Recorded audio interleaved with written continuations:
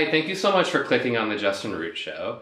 I am sitting here with an actress, a comedian, a burlesque dancer, and maybe many more hats. We're going to find out. Please say hello to... It's Selene Luna, right? Did I pronounce that right? Selene. Yes. Selene. There's no way of knowing unless you hear me say it. And I tried to listen on a couple YouTube things, and I was like, I think Selene. I think I'm going to get this. And I didn't get it. Not at all. Nobody gets it. Rarely. What does it mean?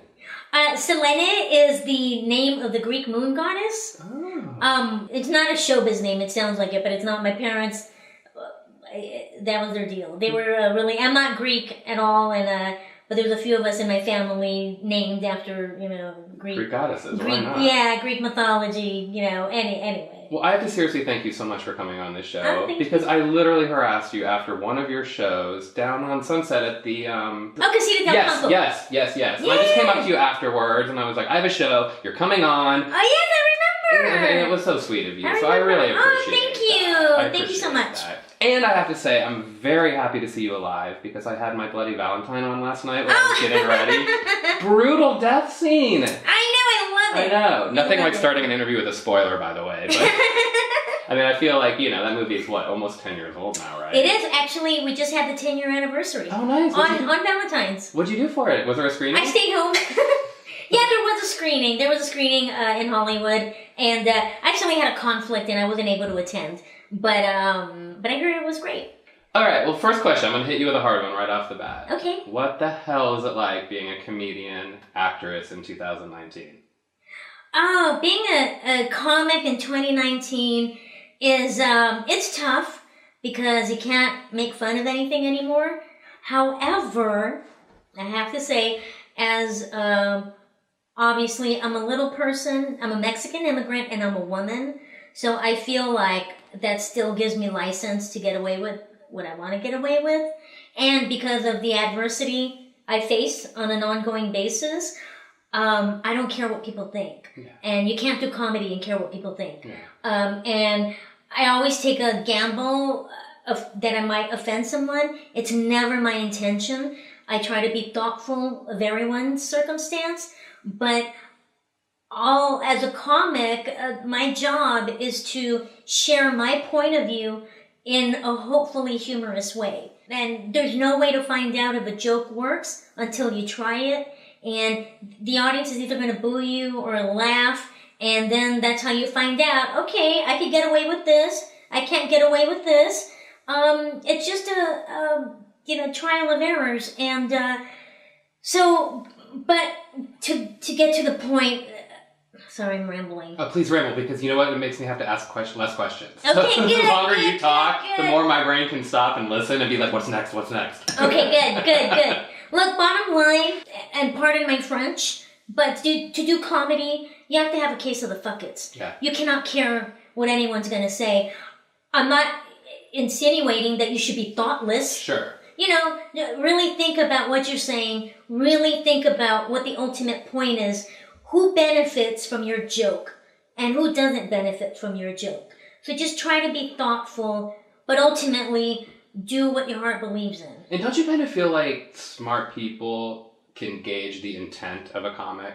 Yes. And what exactly, like what you were just saying, what the point is and what their intentions are. Mm-hmm. And I think what makes it so difficult right now, though, is, and I love your attitude about not caring and not giving a fuck, but it kind of seems now that with the internet and the mob, the Twitter mob, they aren't gonna tolerate the, well, fuck it attitude, because, look at someone like Kevin Hart, who's, past is being dug up. Oh, that was unfair. And it's for him, he can easily have that attitude, I don't care what anyone says. Well, but guess what? Now your livelihood and your job is suffering. And that's where I think we're in this, really dangerous, territory right now.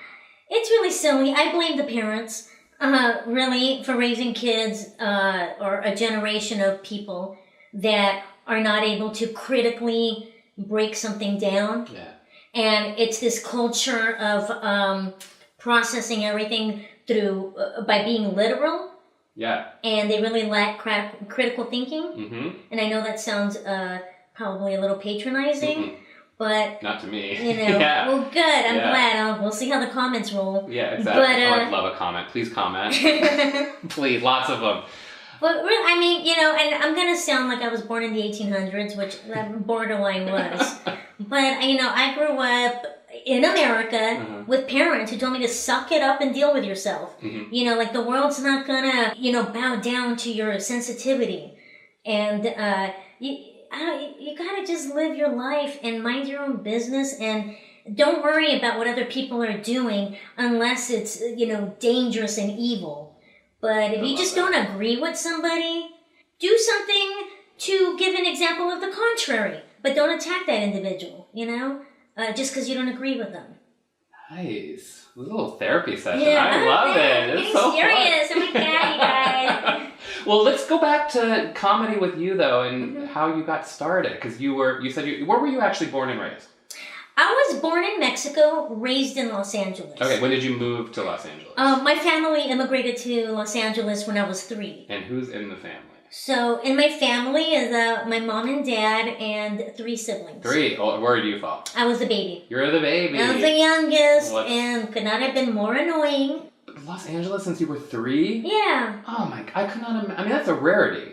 Yeah, I know. That is a rarity. I'm pretty much a native. Yeah. And, but, Los Angeles is natural territory for Mexicans. If anything, we came home. Yeah.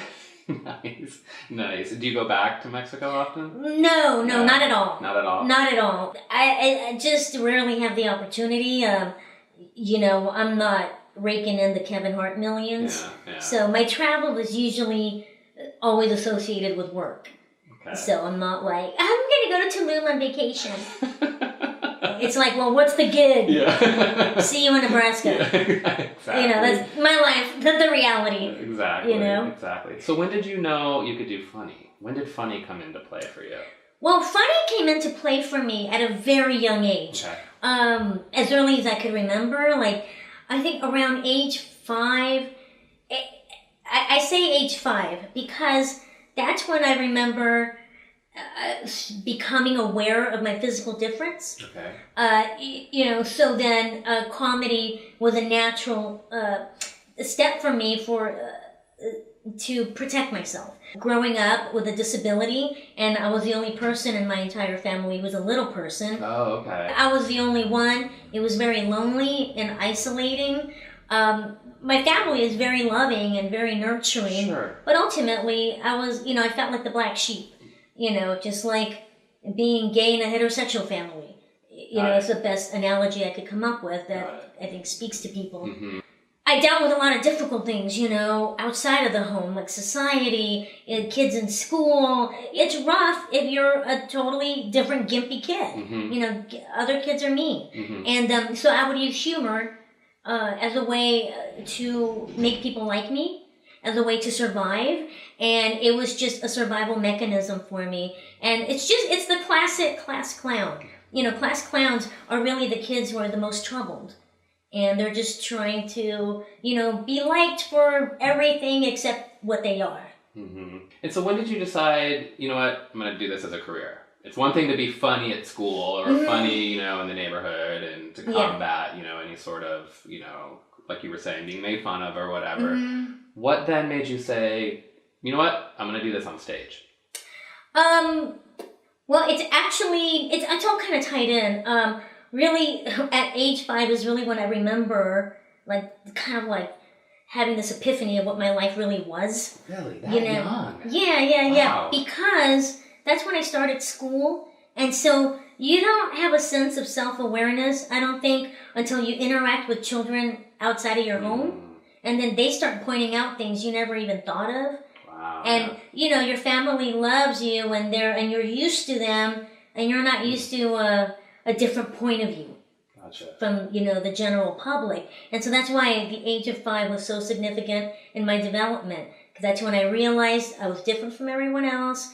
I realized that comedy, I had a natural knack for getting away with humor. And so I knew as a little kid, if I can make them laugh, they'll be nice to me. And that's what I did. And I actually was very popular. I was lonely and tortured, on the inside. But on the outside, I was very popular. I always had a ton of friends, always the center of attention. But that's because I was tap dancing nonstop, for my life.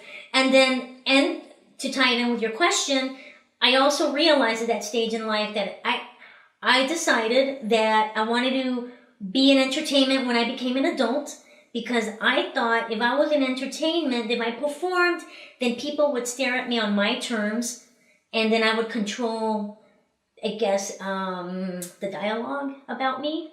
Wow. And so, of course, I didn't process it as eloquently as I could now. Sure. But, growing up in LA, spending a lot of time in Hollywood, the culture of the entertainment business was really embedded in me just because of where I grew up. Sure. So to me, it felt like a natural route. And, but actually doing stand-up comedy, that started for me about 10 years ago. Okay. And that was because my dear friend Margaret Cho, we were already friends and we worked together at various capacities. Actually, we danced together. She's a former dancer. And so she had a variety show that we were touring, that it was a burlesque and comedy. And at the time I was doing burlesque in her show. And we've been doing it for a few years. And she one day pulled me aside and suggested that I really consider stand-up comedy, because it was really the only platform in entertainment where people don't care what you look like. It doesn't matter what you look like. It doesn't matter how old you are. I mean, I know that's relative. I'm sure different comics have different experiences. But ultimately, for somebody like me, that would be a place to go to use my brain and make people laugh, and nobody would judge me because I made them laugh. And so she really encouraged me to take that route. And she became my stand-up comedy mentor. And she's the reason why I've become a comic. That's fantastic. I'm a huge fan. Huge fan of hers. And that's actually where I first saw you, on the Cho show. Mm-hmm. The Cho show. And you opened for her recently, right? Like on a tour a couple years ago? Well, I opened for her a lot. Like off and on for the last 8 years. But that was my mentorship. Opening for her, she taught me everything I needed to know. And what a huge mentor. I mean, that's God. I mean, in the comedy world, I mean, that's just like having, that's like saying, well, Meryl Streep found me and decided to work with me, and exactly. Here I am, and now I have a career. No, seriously. I mean, well, but she saw the potential, but the thing is, I'm not the only person she's ever helped. Mm-hmm. She's mentored a lot of people. That's incredible. Ultimately, it's up to the person being mentored to decide what to do with that information, with that guidance. I felt like it was the right choice for me, and I took it and ran with it. But I don't think it would have happened without her guidance. Yeah. Do you remember your first bomb? Oh, yeah. There's been so many. Yeah. I don't even know which one's the first. Yeah. Oh. What's that? Yeah. Oh, it was, I actually do remember my first bomb. It was awful. Awful. I didn't know what I was doing. Give it. It's just not even worth sharing. Not even interesting, really. Yeah. But every comic bombs. You can't get a good joke unless you bomb. Sitting at home, everyone has a funny thought and Sure. This is funny. But when you test it out in front of a live audience, then you realize, oh, wait, that's not universal. It's just my sick head. It takes a lot of skill, a lot of time and commitment to craft something. To craft a joke to appeal to people universally. But not everyone's, even if you reach a large crowd, there's still people in the audience who think you suck. You can't please everybody. Sure. But I finally learned to enjoy bombing because it made me a better comic. I felt like the more, all it was a learning lesson for me. Then it helped me figure out what I gotta study, what I gotta do. Were mom and dad supportive and siblings supportive of your choice? Yeah,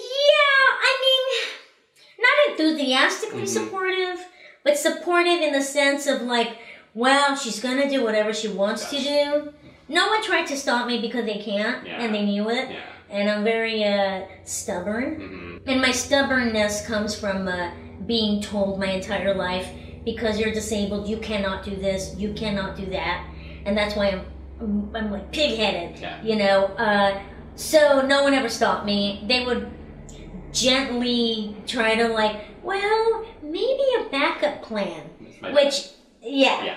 But I understand them. Nobody wants to see their child suffer. Sure. Doesn't matter who you are. If your parent loves you, they don't want you to be an artist. Because it's a sketchy future. Yeah. And everybody wants stability for their children. So I never took it personal. Mm-hmm. I mean, when I was young, I did. Sure, I didn't have the maturity. Yeah. And we should at that age, when we're younger and they're doing that. That's how we're figuring everything out. Yeah. But as an adult, you know, I understood completely that it was all in my interest.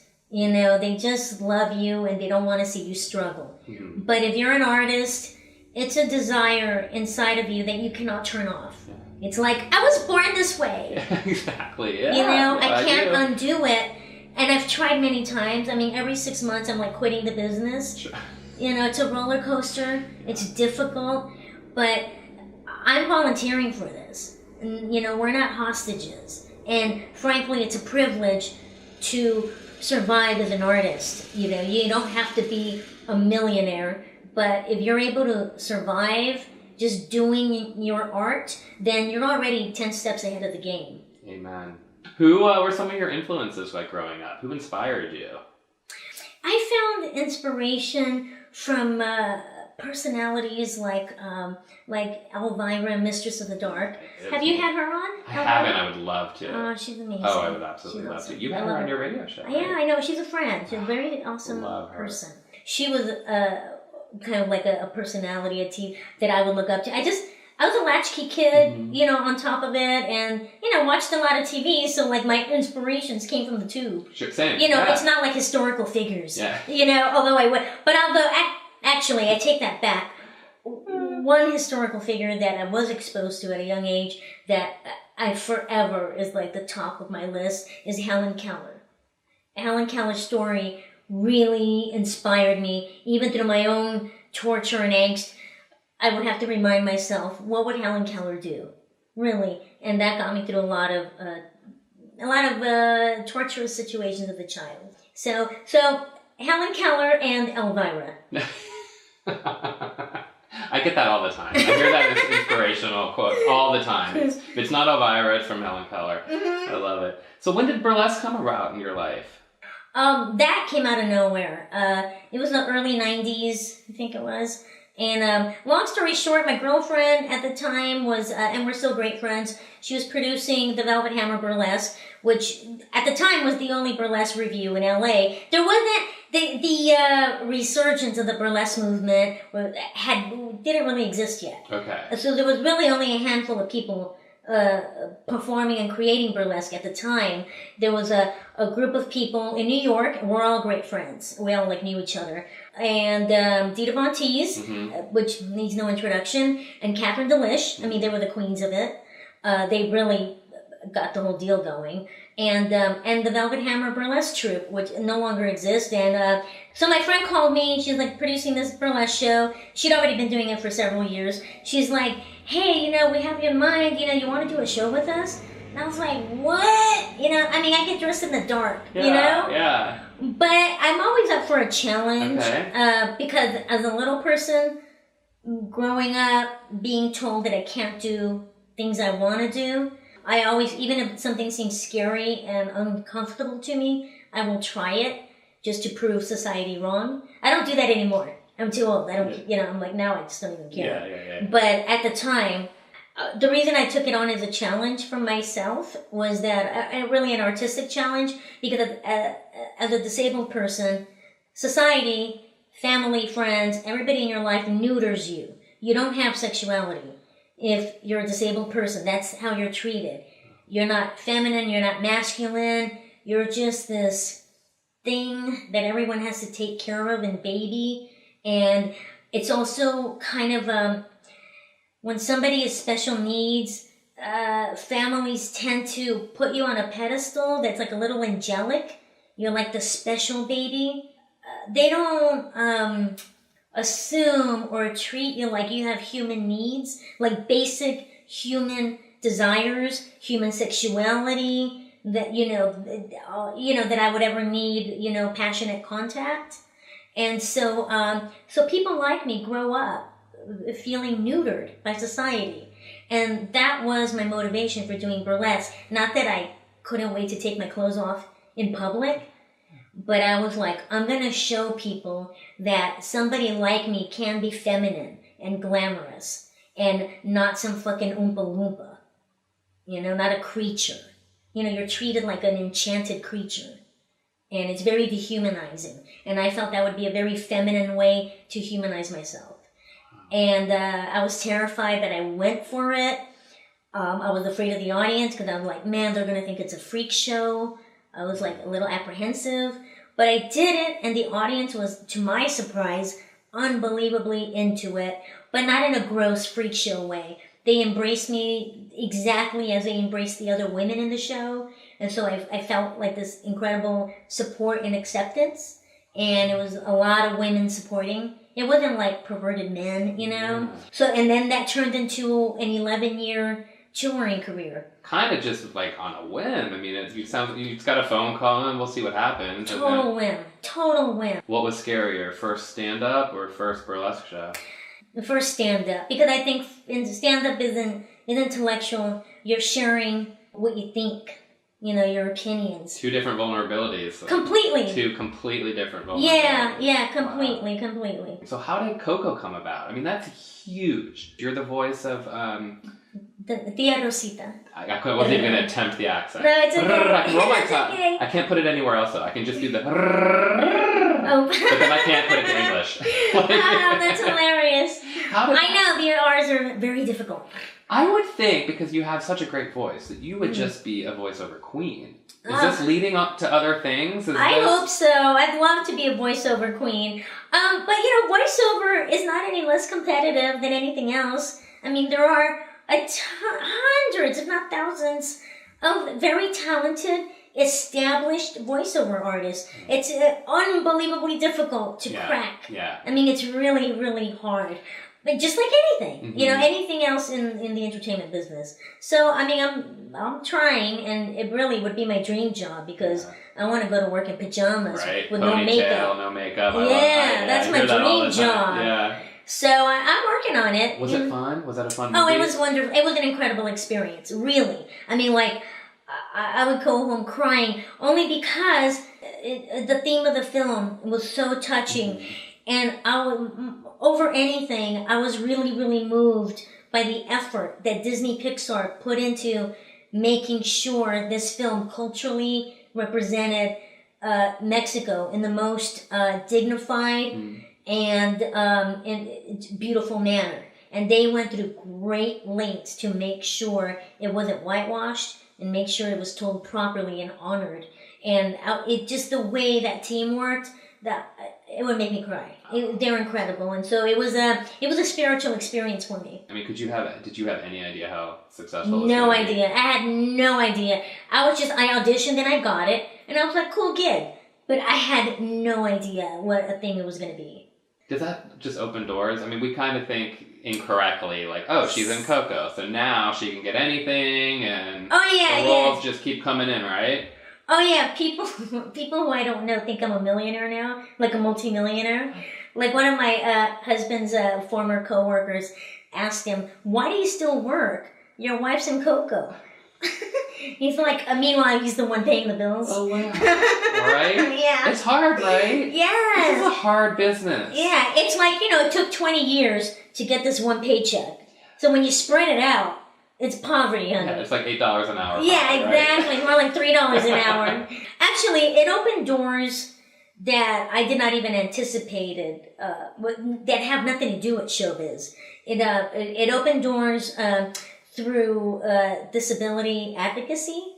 So as a result of being on the radar because of Coco, I now have relationships with various disabled rights organizations who approached me to get involved. And so now I'm on the board of directors of the Southern California Resources for Independent Living. They're an incredible organization that service persons with disabilities in Southern California to help them get training for employment and independence. So I did not see that coming. And now I am knee deep in it and I love it and it's a new passion for me. And I'll be going to Washington, D.C. in July to advocate on behalf of this organization. So it opened doors, but surprisingly, not the showbiz doors that I thought would open. Good for you. I mean, you've been an advocate for a while. I saw your Prop 8 speech a while ago, actually. Not even like recently. I mean, that was a while ago now, and that's important, amazing. Thank wonderful. you. Thanks. Oh, thank you. Well, I'm just very passionate about social issues that are not fair. You know, and just like equality means equality for everybody. I saw on IMDb that you worked with Roseanne and Robin Williams, it said. Yeah, I did in stand-up. I was fortunate enough to share the stage, do stand-up comedy with Robin Williams. That was the first and only time I ever got to meet him, and he was an incredible individual. He was so sweet, so supportive. I mean, when I was doing my set, I went on right before him. I would say I opened for him, but I didn't really open for him. We were just in the same lineup, and I just went on right before he did. But he was in the front row, at the edge of his seat, listening to every single thing I was saying, rooting for me, sending me signals. I mean, like encouraging me. He was the most big-hearted individual I'd ever met. And after our show, he invited me to dinner. So my friend and I, we had dinner with him and his lovely wife.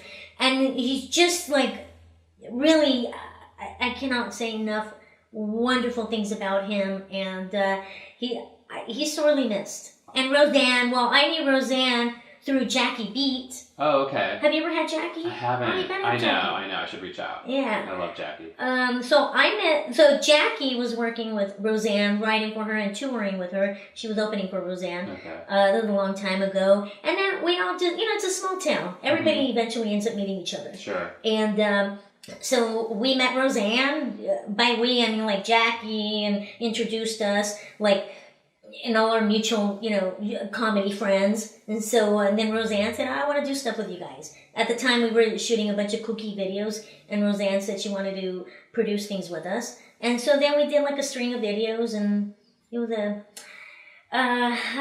time that's come and gone. Yeah. Things have shifted. Yeah, I would say so. Yeah. Yeah. Sadly, our time has come to an end, and I love to end my show with something really easy. It's called Either Or. Don't get too in your head about it. It's very simple. Okay. Guitar or piano? Piano. Coconut or bananas? Coconut. Window seat or aisle seat? Window. Lighters or matches? Lighters. Diamonds, pearls? Diamonds. Performing a joke on stage and silence following, or heckler? Silence. Ethel or Rhoda? Oh, Rhoda. Ballet or opera? Opera. Thin crust or deep dish?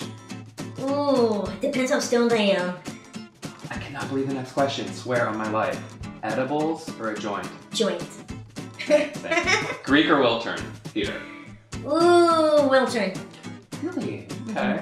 Brad or Leo? Do you need last names or do you know? No. I shockingly, Granny knows who they are. Probably Brad, because he's closer to my age. So I say Brad. All right. Army uniform or Navy uniform? Oh, Navy. Sundance or con?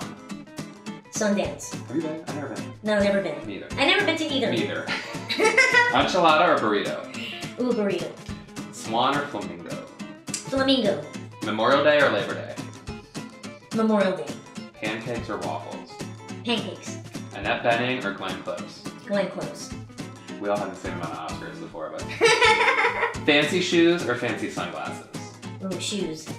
Crushed ice or cubed ice? You don't like ice. I don't like ice. No, you told me that when I was But I'll take crushed because it'll melt quicker. Okay. 80s LA or 90s LA? 80s LA. Okay. 80s music or 90s music? Ugh, I'm not a fan of either. I know. Some 80s. What decade? Huh? What decade would you pick? 60s. Okay. 60s or 70s. Okay. 60s or 70s? 60s. Tupac or Biggie? Oh, Biggie. Nirvana or the Foo Fighters? Nirvana. Stuck in a car with someone sneezing or someone coughing? Ew. Sneezing. Nachos or onion rings? Nachos. Winning 1 Oscar or 4 Emmys? 4 Emmys. No. 1 Oscar. 1 Oscar. And last but not least, Stevie Nicks or Stevie Wonder? Wonder. You're the second person out of, I think, 30 people to say Really? Stevie Wonder. Oh. You were the second. It's weird that I remember that, right? Yeah. I just love Stevie Nicks. It's very weird that I remember. I couldn't tell you anything else anyone's ever said, but that one I remember. I'm just like, and I'm sure Stevie Nicks would choose Stevie Wonder. She would. Well, she's here. I have them both here today, so let's ask. Well, I cannot thank you enough for coming on here. Thank you. I could look forward to seeing what the rest of your career entails, and I know we're going to see big things from you.